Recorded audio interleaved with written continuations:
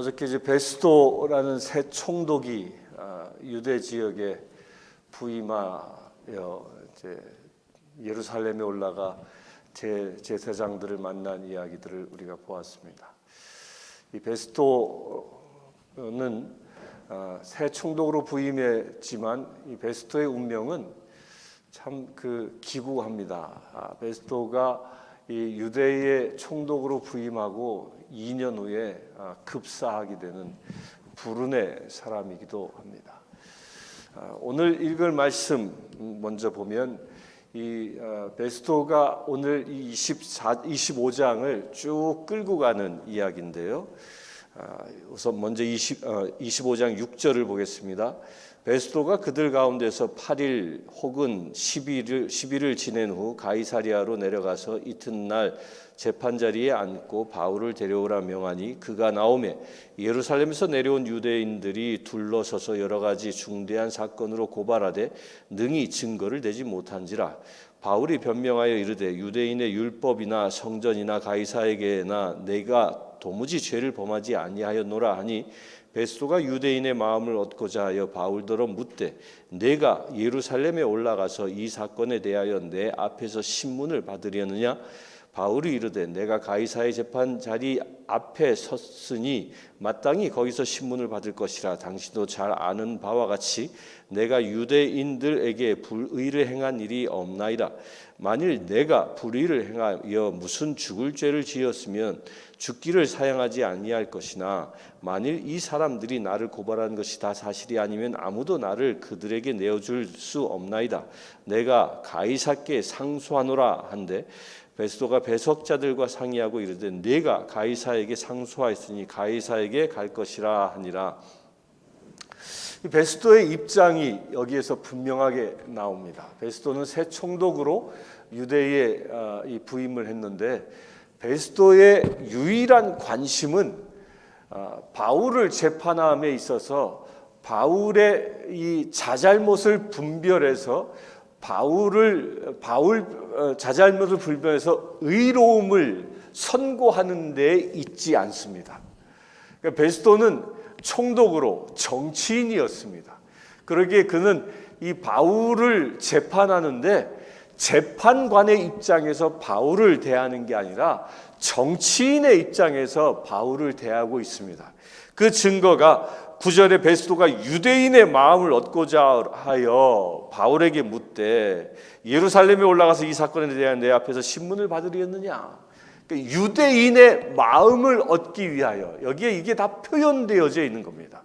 그러니까 베스도의 유일한 관심은 바울이 죄인인지 아닌지가 아니라 자기가 총독으로서 어떻게 이 유대 지역에서 유대의 이 실세 세력자들과 잘 지낼 수 있는지에 대하여만 관심이 있었던 사람이라는 겁니다. 이게 세상에 속해 있는 사람과 이 그리스도인과의 차이입니다. 세상에 속해 있는 사람은 자기의 안위, 자기의 영화, 자기의 편리가 자기의 판단의 가장 중심이 되는 겁니다. 자기의 이익이 그 판단의 중심이 되는 겁니다. 그러니까 옳고 그름에 의하여 판단하지 않습니다. 세상에 그런 불의한 판단들이 얼마나 많은지 모릅니다. 이제 그래서 불의한 판단이 일어나지 않도록 세상이 가지고 있는 이 제도가 상소하는 제도를 만들지 않습니까? 혹여 첫 번째 재판관이 이 잘못 판단했을까봐 또 상고하면 다시 검증하고 다시 검증하는 그런 제도를 두는 이유 중에 하나도 바로 이런 겁니다. 그런데 이렇게 세상에 속해 있는 이 베스도는 의로움에 관심을 두지 않고 자기의 치리에만 관심을 두고 있었다는 겁니다. 이게 어쩌면요, 우리 그리스도인들도 이런 유혹을 받기 쉽습니다. 우리 그리스도인들은 철저히 옳고 그름에 의하여 행동하는 사람이어야 합니다. 베스도처럼 자기의 처세에 좋으냐, 자기의 처세에 나쁘냐에 따라서 판단하는 자가 아니라 하나님의 말씀에 의하여 의로우냐, 하나님의 말씀에 의하여 부정하냐에 따라서 판단하고 행동할 수 있어야 한다는 겁니다. 그 옳고 그름에 따라 행동함으로 인하여 비록 내가 불이익을 당한다 할지라도 그 불이익을 감당하면서도 감내하면서도 옳고 그름에 의하여 행동하는 자가 그리스도인이어야 한다는 겁니다. 이것이 세상에 속한 자가 아니라 하늘에 속한 자의 삶의 모습인 것입니다. 그런데 놀라운 것은요, 우리가 하나님의 말씀을 기준으로 삼아서 옳고 그름에 의하여 정확히 하나님의 말씀 편에 서서 살아가게 되면 지금 한순간은 불이익을 당한다 할지라도 결국은 하나님은 협력하여 선을 이루게 만드신다는 겁니다. 그러니까 눈앞의 이익을 쫓는 게 아니라 하나님의 의로움을 쫓는 자가 그리스도인의 삶의 모습이라는 것입니다. 그러니까 베스토는 바울을 만났고 바울을 통하여 복음을 들었던 사람입니다. 그러나 그 복음을 받아들이지 않았고 오직 자신의 처세에만 관심이 있었던 사람인 것입니다.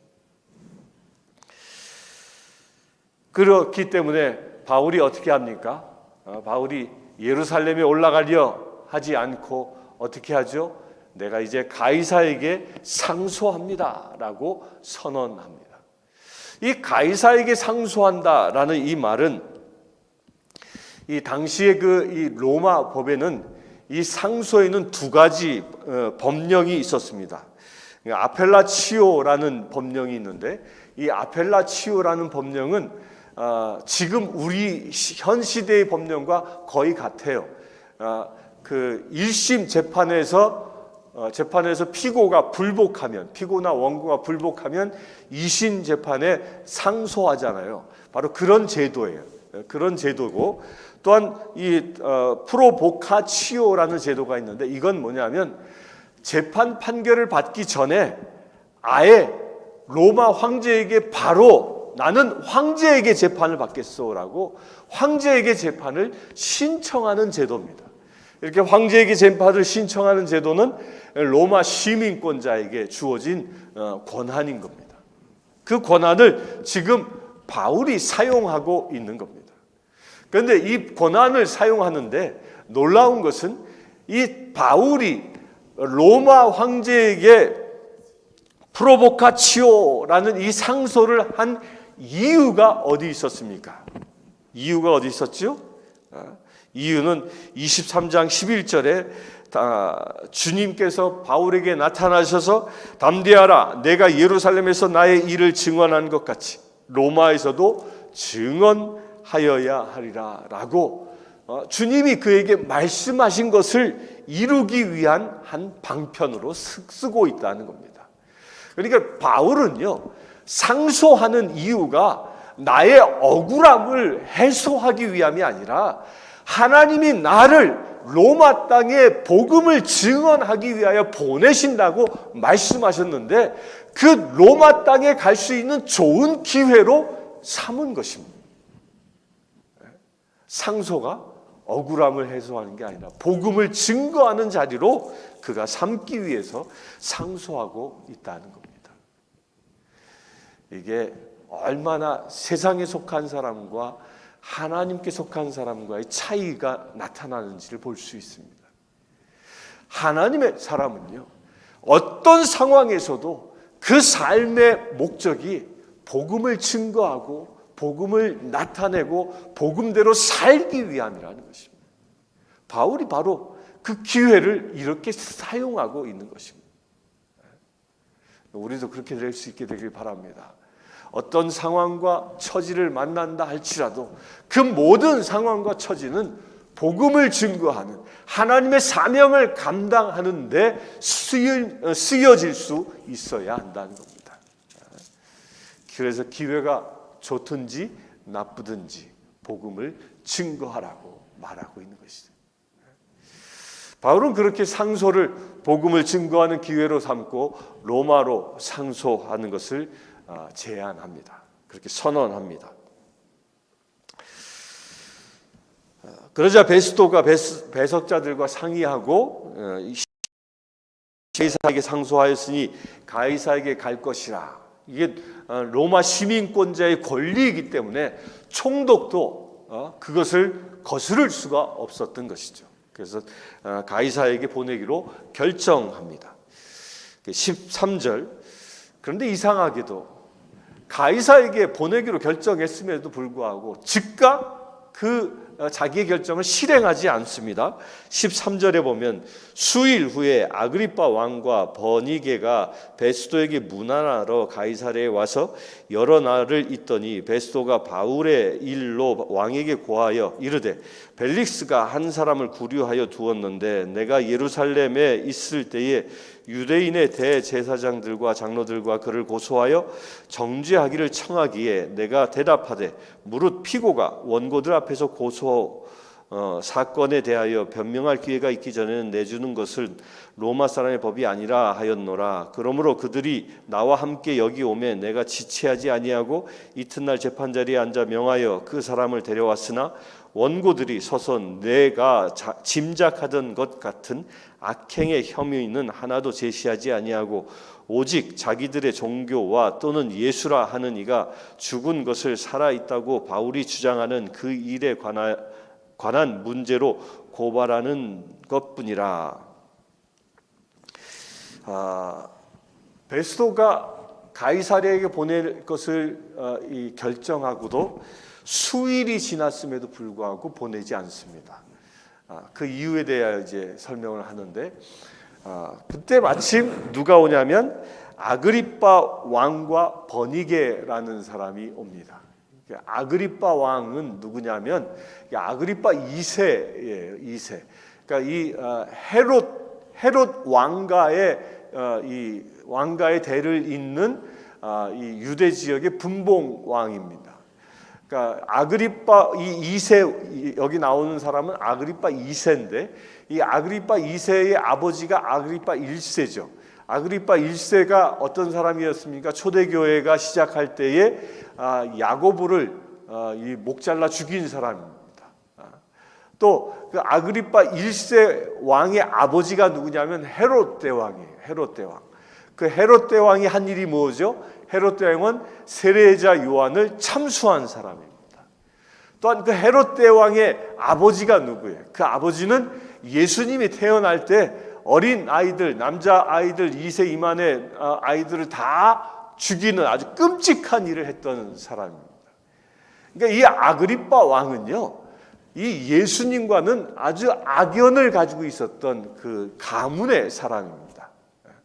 특별히 이 아그리빠 왕은 그 아버지가 어떻게 죽었습니까? 아그리빠 1세는 이 벌레, 독충에 물려서 벌레에 잡아먹혀 죽임을 당했다 할 정도로 아주 끔찍한 최후를 맞이하고요.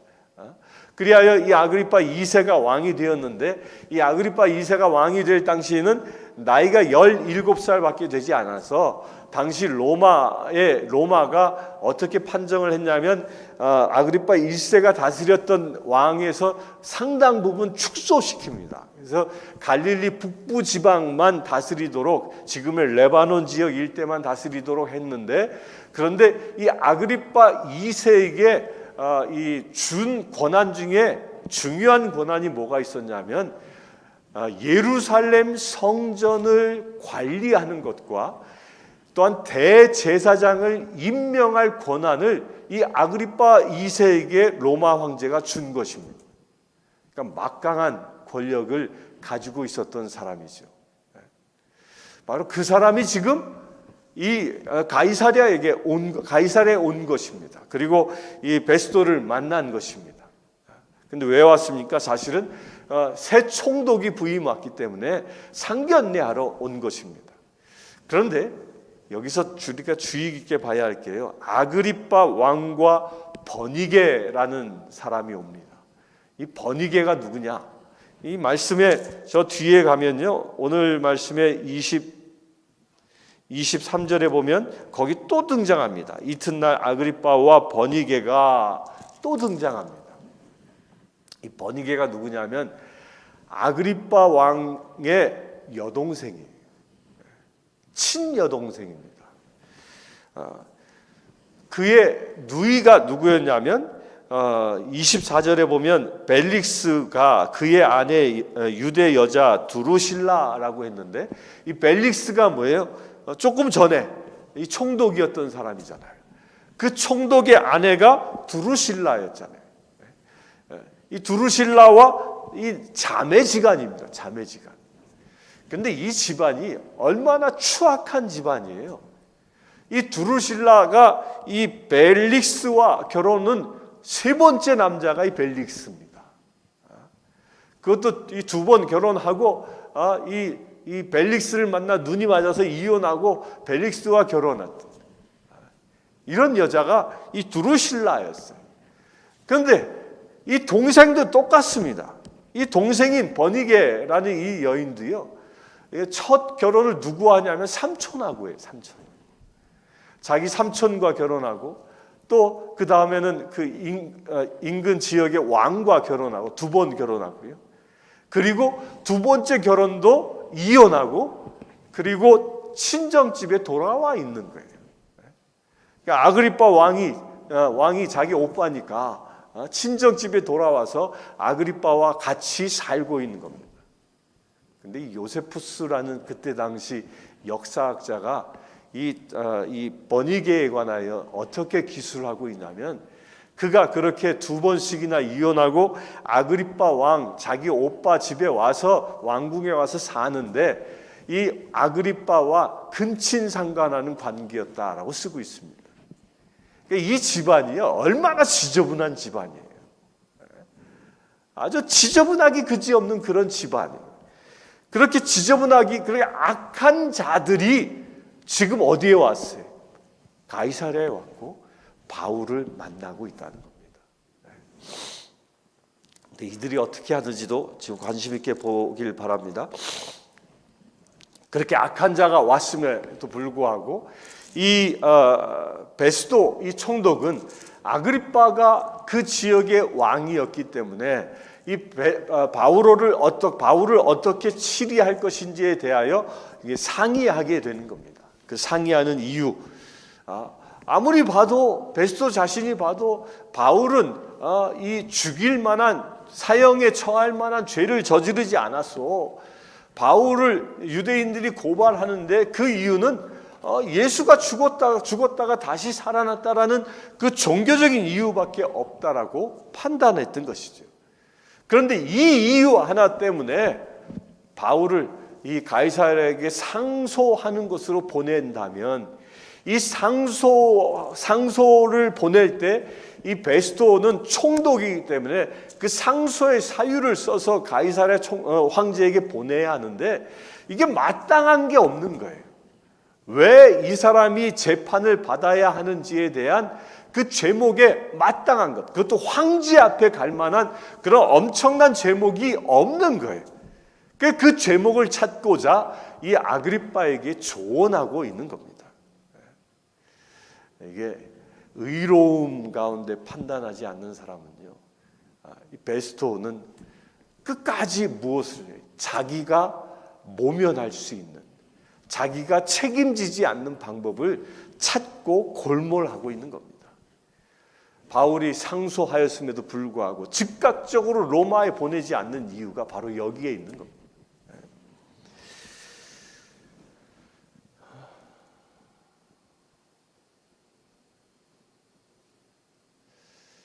20절 보겠습니다. 내가 이 일에 대하여 이렇게 심리할지는 몰라서, 어떻게 심리할지는 몰라서 바울에게 묻되 예루살렘에 올라가서 이 일의 신문을 받으려느냐 한즉, 바울은 황제의 판결을 받도록 자기를 지켜주기를 호소하므로 내가 그를 가이사에게 보내기까지 지켜두라 명하였노라 하니.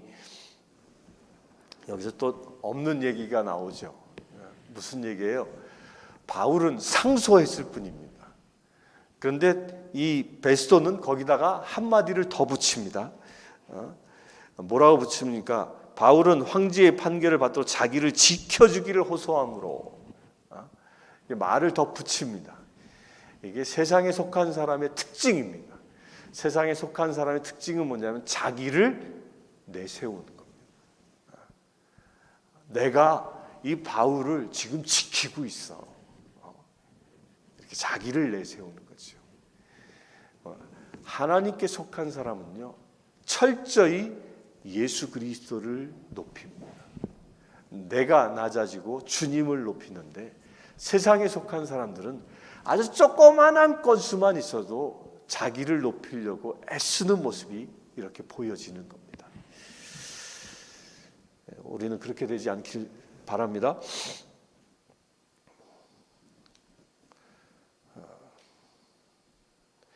22절에 아그리빠가 베스도에게 이르되 나도 이 사람의 말을 듣고자 하노라. 베스도가 이르되 내일 들으시라 하더라. 이튿날 아그리빠와 버니게가 크게 위험을 갖추고 와서 천부장들과 시중에 높은 사람들과 함께 접견 장소에 들어오고 베스도의 명으로 바울을 데려오니, 이제 이 아그리빠가 바울의 이 사건을 몰랐을까요? 잘 알고 있었습니다. 당시에 유대의 왕이었기 때문에 그 소란을 잘 알고 있었습니다. 그런데 그럼에도 불구하고 이 베스도의 질문에 즉각적으로 대답하지 않습니다. 그러니까 베스도는 아그리빠 왕을 통하여 자기가 가이사라 황제에게 그 이 보낼 명분에 대한 지혜를 얻기를 원했는데, 이 아그리빠는 거기에 대한 관심이 없고요. 오직 누구에게 관심이 있습니까? 바울을 만나보고자 하는 거기에 관심이 있습니다. 왜 만나보고자 합니까? 왜 만나보고자 하냐면 23절에 보면 이튿날 아그리빠와 버니게가 크게 위험을 갖추고 와서 천부장들과 시중에 높은 사람들과 함께 접견 장소에 들어오고 베스도의 명으로 바울을 데려오니, 베스도가 말하되 아그리빠 왕과 여기 같이 있는 여러분이여, 당신들이 보는 이 사람은 유대의 모든 무리가 크게 외치되 살려두지 못할 사람이라고 하여 예루살렘에서와 여기서도 내게 청혼하였으나 내가 살피건대 죽일 죄를 범한 일이 없더이다. 그러나 내가 황제에게 상소한 고로 보내기로 결정하였나이다. 그에 대하여 황제께 확실한 사실을 아뢰일 것이 없으므로 신문한 후 상소할 자료가 있을까 하여 당신들 앞, 특히 아그리빠 왕 당신 앞에 그를 내세웠나이다. 그 제목도 밝히지 아니하고 죄수를 보내는 것이 무리한 일인 줄 아나이다. 왜 바울을 붙잡고 있는지 그 얘기를 하고 있는 거죠. 확실한 사실을 아뢰일 수 있는 상소할 자료가 없는 거예요. 그 얘기는 뭐냐면요, 바울이 상소했을 때는 사실 총독은 두 가지 중에 하나를 선택할 수 있었습니다. 총독이 무죄, 너는 상소할 것도 없어, 무죄라고 선언해도 되는 겁니다. 그렇죠. 바울을 풀어버려도 되는 것인데, 베스도는 그렇게 무죄 선언을 하지 않습니다. 왜 안 합니까? 유대인들 눈치 때문에 그렇습니다. 상소를 했기 때문에 상소를 해서 호송은 해야 되겠는데, 로마로 보내긴 해야 하겠는데, 무죄 방면은 못하고 상소에도 보내긴 해야겠는데 마땅한 제목을 찾지 못하고 있는 것입니다. 이게 하나님 편에 서지 않은 자의 모습입니다. 그런데 그렇게 지혜를 구하는, 마땅한 제목을 찾기 위해서 아그리빠에게 조언을 구했는데, 이 아그리빠와 버니게가 이제 바울을 만나는 자리에 어떤 형태로 오냐면 23절에 보면 아그리빠와 버니게가 크게 위험을 갖추고라고 표현하고 있습니다. 여러분들요, 이 사도행전은 누가 쓰고 있는 거죠? 사도행전의 저자는 누구? 루가죠. 루가인데 루가를 통하여 성령님이 지금 쓰고 계신 거잖아요. 그런데 이 루가의 눈에, 또 성령님의 눈에는 무엇이 탁 보였냐면 아그리빠와 이 버니게의 행색이 눈에 딱 보인 겁니다. 제가 조금 전에 말씀드린 것처럼 이 아그리빠 왕과 버니게는 아주 지저분한 사람이었단 말이에요. 어찌 보면 천벌을 받아 마땅한 그런 사람들이었는데, 이런 죄인 중에 죄인이 하나님의 사람을 오히려 재판하기 위하여 나오고 있다는 겁니다. 그런데 그렇게 재판하고 하기 위하여 나오고 있는 장면을 묘사를 했는데, 크게 위험을 갖추고라고 묘사하고 있습니다. 그러니까 이 아그리빠와 버니게가 처음 베스도를 만날 때에는 이런 크게 위험을 갖추고 뭐 이런 표현을 하지 않습니다. 그러니까 그 얘기는 뭐예요? 그냥 평범한 의상을 가지고 평범하게 만났을 뿐이에요. 그런데 이 아그리빠와 버니게가 의인인 바울을 재판하는 자리에는 아주 화려한 복색을 갖추고 나타났다는 것입니다. 아마도 왕으로서 왕관도 썼을 것입니다. 왕의 제의도 입었을 것입니다. 이 버니게는 공주로서 아주 가장 화려한 옷을 갖춰 입고 나왔을 것입니다. 저는 이 말씀을 묵상하면서 왜 성령님은 또 루가는 이 장면에서 굳이 아그리빠와 버니게의 이 복색에 관하여 이렇게 얘기하고 있을까? 이런 생각이 들었습니다. 죄인들의 특징을 지금 얘기하고 있다. 죄인들의 특징은요, 자기의 죄를 감추기 위하여 겉을 화려하게 꾸민다는 겁니다. 화려하게 꾸밉니다. 이게 사기꾼들의 특징 중에 하나도 이런 겁니다. 사기꾼들이 하는 말은요, 독설이 없습니다. 아주 듣기 좋은 말로 포장합니다. 이게 죄인의 특징이라는 거예요. 겉을 화려하게 꾸며 사람들로 하여금 현혹되게 만드는 겁니다. 그리고 철저히 자기를 감추어 버립니다. 그 화려함 속에. 지금 성령 하나님은 이 아그리빠와 이 버니게를 통하여 이걸 지금 우리에게 얘기하는 것입니다. 우리 그리스도인들은요, 죄를 어떻게 하죠? 세상에 속해 있는 아그리빠와 버니게는 자기의 죄된 모습을 감추기 위하여 화려하게 아주 크게 위험을 갖추고 자기를 꾸며 자기를 감추지만, 우리 그리스도인들은 내 안에 있는 죄를 감추지 아니하고 주님 앞에 고백하는 존재입니다. 이게 세상에 속한 사람과 그리스도인의 차이입니다. 그래서 그리스도인들은 사람들 앞에 무엇을 자랑해요? 내가 죄인 되었음을 선언하는 거예요. 아주 은혜로운 간증들의 공통점이 다 이거죠. 내가 이렇게 죄인이었는데 내가 주님을 만나 내가 이렇게 변했습니다. 자기 죄인됨을 고백하는 것이죠.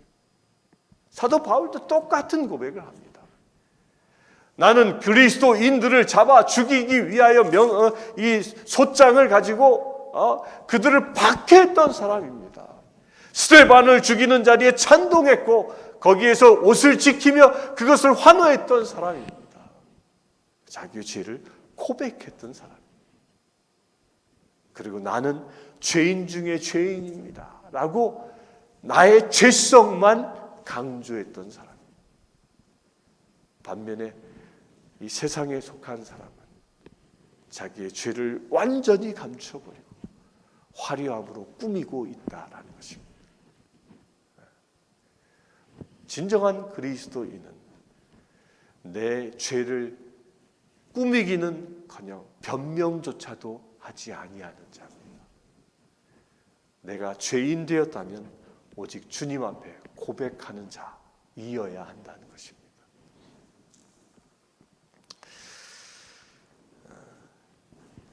우리말에 이 빈수레가 요란하다, 얕은 물이 소란하다 이런 말 있지요. 딱 아그리빠와 버니게가 그런 존재였던 것입니다.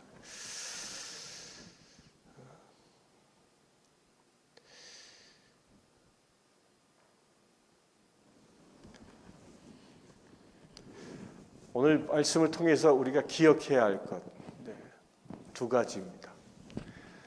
첫 번째, 베스토처럼 자신의 처세를 위하여 의와 올바름을 버리는 자가 아니어야 한다는 것. 두 번째, 이 아그리파 왕 이 버니게처럼 자신의 허물과 죄를 감추기 위하여 화려하게 꾸미는 자가 되지 않아야 한다는 것입니다. 우리는 나의 이익을 위하여 살아가는 자가 아니라 주님의 의로움을 행하기 위하여 사는 자라는 것입니다. 우리는 죄를 감추기 위하여 행동하는 자가 아니라 죄를 드러내놓고 주님 앞에 고하는 자가 되어야 한다는 것입니다. 이 말씀이 오늘 하루의 삶을 통하여 여러분들의 삶을 통해서 실제가 되기를 주님의 이름으로 축원합니다. 잠시 기도하겠습니다. 주 아버지 하나님, 오늘 말씀을 통하여 세상에 속한 자들의 삶의 모습을 보았나이다. 베스토의 삶, 아그리빠의 삶, 그 추악함을 우리가 보았나이다. 주님, 우리가 그 추악함을 따라 사는 자가 아니라 오직 말씀의 의로움에 주님 앞에 죄인됨을 고백하며 살아가는 믿음의 세대여지기를 원합니다. 우리 가운데 함께 하시고 우리가 오직 예수 그리스도의 말씀을 중심에 삼아 옳고 그름에 의하여 판단하고 행할 수 있는 믿음의 세대기를 원하오니 우리의 결단 가운데 주님 축복하여 주시옵소서. 우리 주 예수 그리스도의 이름으로 기도드리옵나이다. 아멘. 아프리카 케냐의 마소교교의 고아원생 제임스는 남자아이입니다. 제임스는 중학교 1학년생 장래 비행사가 되는 것이 꿈입니다. 이 아이는 매달 학비와 점심 식사 비용으로 30불이 필요합니다. 이 아이의 후원자를 찾고 있습니다.